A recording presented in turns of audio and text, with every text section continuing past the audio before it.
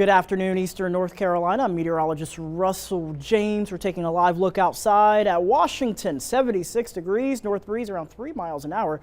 Dew point sitting around 67, making it feel like 78 degrees. First Alert Live radar is a little bit more quiet than it was around this time, maybe a couple of hours ago. Particularly, we are starting to see a couple isolated showers beginning to redevelop as our cold front begins to approach from the west. But if I show you the bigger picture, a lot of the rain that was associated with an area of low pressure and a cool front has since exited the coast, allowing for drier air to move in. Can't rule out a brief shower as well. Visible satellite also showing those clouds from the southwest towards the north and east, keeping a 20% chance, certainly from 7 to 8 o'clock. But then once we head towards around 10 p.m., temperatures quickly dropping into the upper 60s, even along the immediate coast, going from 74 down to 72 degrees, 20% chance of a brief shower. Winds coming in from the north-northwest at about 7 miles an hour. Now, as we take a look at air temperatures across the United States, you certainly see where that cool pool of air is located across the Great Lakes and the Northeast. That's where we're seeing temperatures into the 60s and lower 70s from Detroit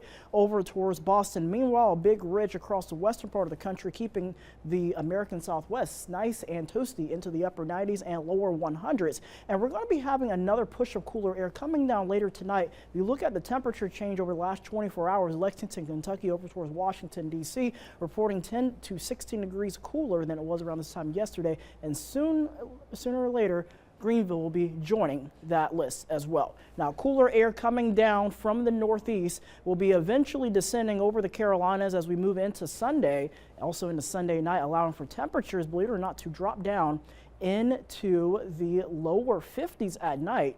During the day, temperatures barely making it out of the middle 70s. 75 tomorrow, going up to 78 on Monday, 80 on Tuesday. Once we head towards the later part of next week, we'll have temperatures falling just shy of the average high, which is around 85 degrees at this time of year. But of course, that's not the only thing I'm keeping an eye on. We're watching the tropics. So we've got one area of disturbed weather, which has about a 40% chance over the next 7 days of developing. Next name on the list is Francine, followed by Gordon. But we're watching a closer area further off towards the west here in the Gulf of Mexico. This area here has a 70% chance, a very high chance of developing over the next few days. And I have to say, looking at the latest satellite imagery, we could very well have a tropical depression or storm developing in the Gulf of Mexico. As we look at our tropical satellite picture, it is certainly disorganized. We've got a little bit of wind shear going on in the lower and middle part of the atmosphere.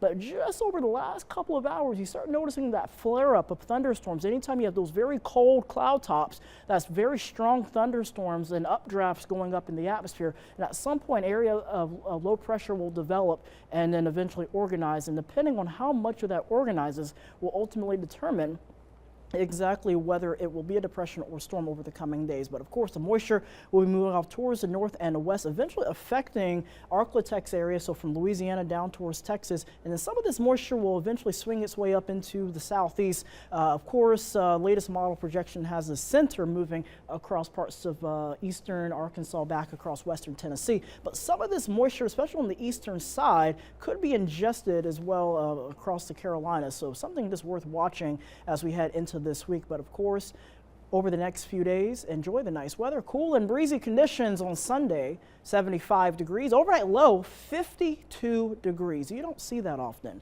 in September. It's not really until October when we start seeing overnight lows in the lower 50s. 78 on Monday, 80 degrees on Tuesday, and Wednesday looking fantastic as well. But as we head towards the end of the week, of course, we're going to be watching the tropics and we're going to be keeping an eye on the chance for a few showers heading into the weekend. So be sure to stay tuned to WITN and be sure to have the WITN First Alert weather app for the latest information.